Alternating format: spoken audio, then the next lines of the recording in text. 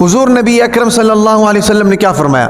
فرمایا کہ المسلم اذا کان یخالط الناس ویصبر علی ما اذاہم خیر من المسلم الذی لا یخالط الناس ولا یصبر علی اذاہم او کما قال النبی صلی اللہ علیہ وسلم۔ حضور نبی اکرم صلی اللہ علیہ وسلم نے فرمایا کہ وہ مسلمان شخص جو لوگوں کے درمیان میں رہتا ہے، یعنی صبح و شام لوگوں کے درمیان میں رہتا ہے، گھر بار ہے اس کا، رشتہ دار ہے، عزیز و اقارب ہے، آس پڑوس ہیں، لوگوں کے درمیان میں رہتا ہے، اور لوگوں کے درمیان میں رہنے کی وجہ سے اس کو لوگوں سے کوئی تکلیف پہنچتی ہے۔ فرمایا کہ المسلم اذا کان یخالط الناس، جو لوگوں سے میل ملاقات رکھتا ہے، اور اس میل ملاقات کا لازماً نتیجہ تو یہی ہے کہ کسی نہ کسی تکلیف پہنچتی ہے، کسی نہ کسی سے فائدہ پہنچتا ہے۔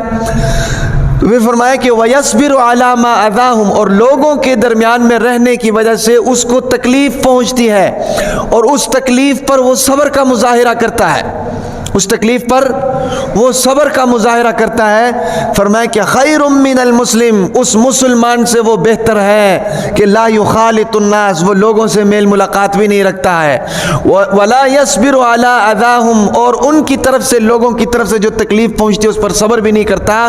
تو اللہ کے نبی نے فرمایا کہ ان دونوں میں سے پہلا مسلمان بہتر ہے، پہلا مسلمان بہتر ہے۔ اب سوال پیدا ہوتا ہے کیوں بہتر ہے؟ وہ بہتر اس لیے ہے کہ وہ حقوق اللہ بھی ادا کر رہا ہے، حقوق العباد بھی ادا کر رہا ہے۔ جو دوسرا مسلمان ہے، لوگوں سے نہیں ملتا ہے بھئی، رشتہ داروں کے ساتھ الیک سلیک نہیں ہے، نہ میل ملاقات کرتا ہے، اگر ان کی طرف سے کوئی تکلیف پہنچ جائے تو صبر نہیں کرتا۔ ظاہر بات ہے جب صبر نہیں کرے گا تو اختلافات ہوں گے تو رشتہ داریاں ٹوٹیں گی، معاملات خراب ہوں گے، ایسے ہی ہوگا نا جی۔ تو پہلا جو مسلمان ہے وہ لوگوں کے ساتھ ملتا بھی ہے، ان کی غمی خوشی میں بھی جاتا ہے، ان کے ساتھ میل ملاقات رکھتا ہے، ہیلو ہائے رکھتا ہے، اور پھر ان کی طرف سے کوئی تکلیف ان کو پہنچتی ہے تو وہ صبر اور استقامت کا مظاہرہ کرتا ہے کہ رشتہ داری نہ ٹوٹ جائے، تعلق نہ ٹوٹ جائے۔ تو اللہ کے نبی نے فرمایا کہ ان دونوں میں سے پہلا مسلمان بہتر ہے۔ اب کیوں بہتر ہے؟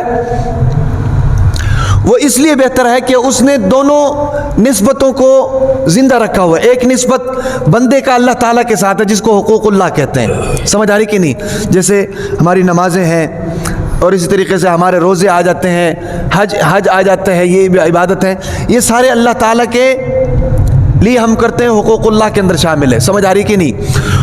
اور دوسری نسبت جس کے ساتھ مسلمان وابستہ ہے وہ حقوق العباد ہے۔ کیا ہے؟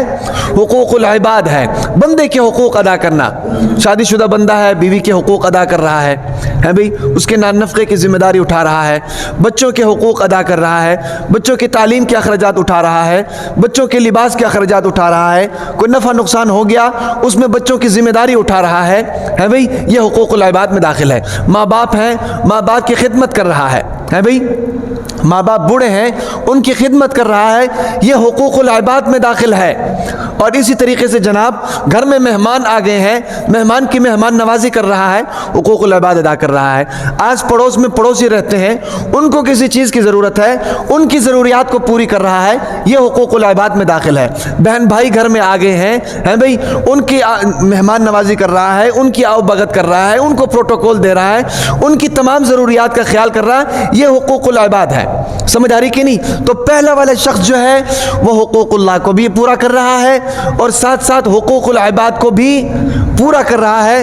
تو اس لیے حضور نبی اکرم صلی اللہ علیہ وسلم نے فرمایا کہ یہ پہلا شخص جو ہے یہ بہتر ہے، فضیلت والا ہے۔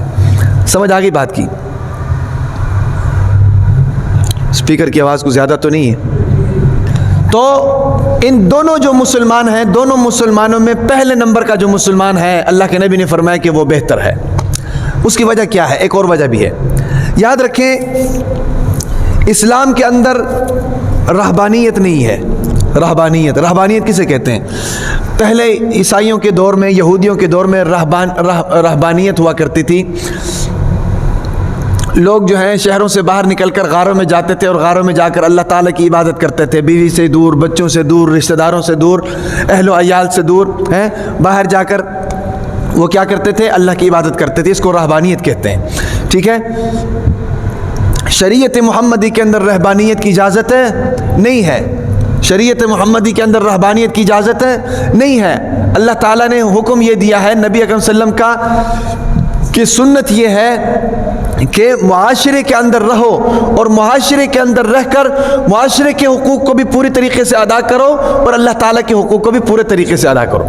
سمجھ آ رہی کہ نہیں؟ تو جب رہبانیت کی اجازت نہیں ہے، رہبانیت جائز نہیں ہے، تو پھر اس کا لازماً نتیجہ یہ ہوتا ہے کہ جب انسان معاشرے کے اندر رہتا ہے تو اس کو ہلکی پھلکی تکلیف کسی نہ کسی سے پہنچتی رہتی ہے. سمجھ آ رہی کہ نہیں؟ اس کو ہلکی پھلکی تکلیف کسی نہ کسی سے پہنچتی رہتی ہے.